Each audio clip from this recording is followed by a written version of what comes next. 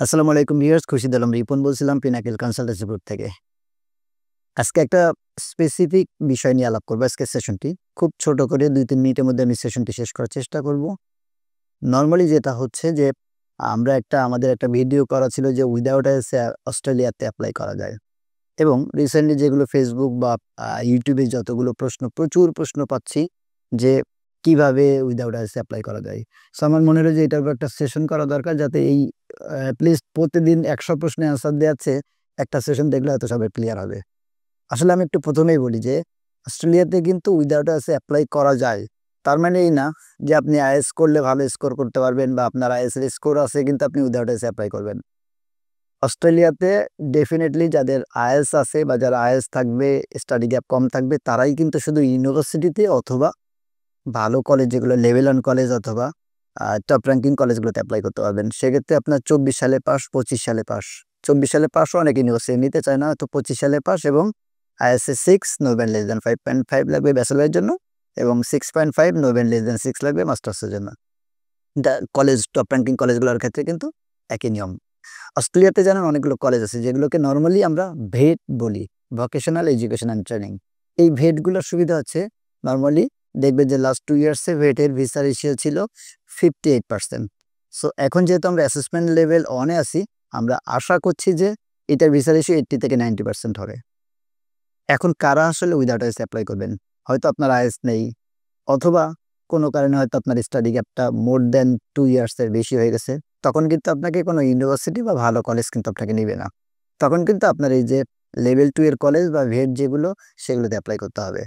তো আমাদের কাছে যে অপশনগুলো আছে, এখানে একটা অপশন আছে কিছু কলেজে যারা ২৪ সালে পাস, ২৫ সালে পাস আছেন, তাদেরকে উইথআউট আইএলটিএস কোনো এন্ট্রান্স এক্সাম ছাড়াই কিন্তু ডিরেক্ট তারা অফার লেটার দিচ্ছে। এখানে কিন্তু নরমালি ডিপ্লোমা সার্টিফিকেট কোর্সগুলো করা হয়। বাট এগুলো এই নরমালি আমাদের বাংলাদেশ থেকে যেসব স্টুডেন্ট ভালো ইউনিভার্সিটিতেও যায়, তারা কিন্তু অনেকে এই ভেটে চলে আসে বা এই কলেজগুলোতে চলে আসে। রিজনটা ক্লিয়ার যে এখানে টিউশন ফি কম থাকে এবং এখানে যে সাবজেক্টগুলো এগুলো কুইক শেষ করে আপনি পিআর পাওয়ার জন্য সহজ হয় আরকি। সো আমি একটু বলি উইথআউট আইএলটিএস যারা ২৪ সালে পাস বা ২৫ সালে এইচএসসি পাস করা আছেন, আপনারা কিন্তু কোনো প্রকার এন্ট্রান্স এক্সাম ছাড়া আপনি ডিরেক্ট অফার লেটার পাবেন উইথআউট আইএলটিএস এ। এবং যদি এরকম কেউ থাকেন যে ২২ সালে পাস বা ২৩ সালে পাস আছেন, তাদেরকে একটা টেস্ট দিতে হবে যেটাকে বলে এলএলএন টেস্ট। এটা হচ্ছে language literacy and numeracy test. So এই টেস্টে নরমালি যে এটা হয় রিডিং, রাইটিং এবং ম্যাথ টেস্ট হয় এবং এটা অনলাইন বেস পরীক্ষা হয়। এটা কম্পারেটিভলি অনেক ইজি হয়। সো যারা মোটামুটি বেসিক ইংলিশ একটু ভালো আছে, আপনারা কিন্তু এলএলএন টেস্টে পাস করে যাবেন। সুতরাং আমার মনে হয় যে আপনারা ক্লিয়ার যে যারা উইথআউট আইএলটিএস আছেন, ২২ সালে পাস, ২৩ সালে পাস যদি থাকেন, তাহলে আপনাকে এলএলএন টেস্ট দিয়ে যাইতে হবে এবং এই টেস্ট নেওয়ার পরে কলেজ আপনাকে একটা সার্টিফিকেট দেবে যে আপনি ইংলিশে ভালো। সো এটা আইএলটিএস এর ব্যাকআপ হিসেবে কাজ করবে। এবং যদি ২৪ সালে পাস, ২৫ সালে পাস কেউ থাকেন, তাহলে আপনারা কিন্তু উইথআউট আইএলটিএস কোনো টেস্ট ছাড়াই কিন্তু সরাসরি ভর্তি হতে পারবেন। বাট আমরা একটা জিনিস খেয়াল রাখছি যে যারা উইথআউট আইএলটিএস তাদের জন্য ইংলিশে যেটা এসএসসি বা এসএসসিতে এখানে যেন এ বা এটলিস্ট বি প্লাস থাকে। সুতরাং এই জিনিসটা আমরা প্রত্যেকের অ্যান্সার দিতে টায়ার্ড হয়ে যাচ্ছি। সো আপনারা যারা এই প্রশ্নটা আছে তারা কিন্তু আমাদের সেশনটাই দেখে নিতে পারবেন যে উইথআউট আইএলটিএস কিভাবে অস্ট্রেলিয়া পসিবল। সবারই একটা কোশ্চেন মার্ক শুধু উইথআউট আইএলটিএস কিভাবে পসিবল। আসলে কলেজগুলো যেহেতু নিচ্ছে, আমরা যেহেতু কলেজগুলো নিচ্ছে এবং ভিসা রেশিও ভালো, আমার পরিচিত অনেকেই কিন্তু অলরেডি এইভাবে উইথআউট আইএলটিএস ভিসা পেয়ে চলে গেছে।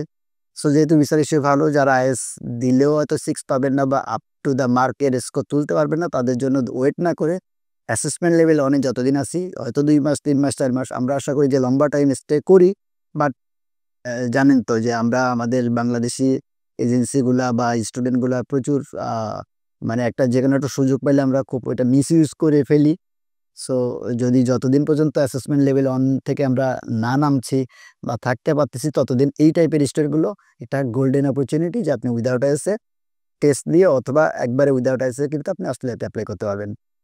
এবং সবচেয়ে ভালো দিক যেটা হচ্ছে যে এই কলেজগুলা আমাদেরকে কিন্তু ২৪ ঘন্টা থেকে ৪৮ ঘন্টার মধ্যে অফার লেটার দিচ্ছে এবং ৩ থেকে ৪ দিনের মধ্যে আপনার সিওই দিয়ে দিচ্ছে জিটি ক্লিয়ার করে। সুতরাং আপনি চাইলে মাত্র ১ মাসের মধ্যে অথবা ১৫ দিনের মধ্যে কিন্তু আপনার ভিসাটি পাওয়া পসিবল। সুতরাং যদি কেউ অস্ট্রেলিয়া উইথআউট আইএলটিএস এপ্লাই করতে চান, দ্রুত আমাদের পিনাকে যোগাযোগ করতে পারেন। আশা করি আমি আশা করি যে আমার সেশনটিতে উইদাউট এসে কীভাবে আমরা অ্যাপ্লাই করছি সেই জিনিসটা আপনাদের কাছে ক্লিয়ার করতে পেরেছি। কষ্ট করে যারা দেখছিলেন তাদেরকে ধন্যবাদ জানিয়ে আজকের সেশনটি এখানে শেষ করছি। আল্লাহ হাফেজ।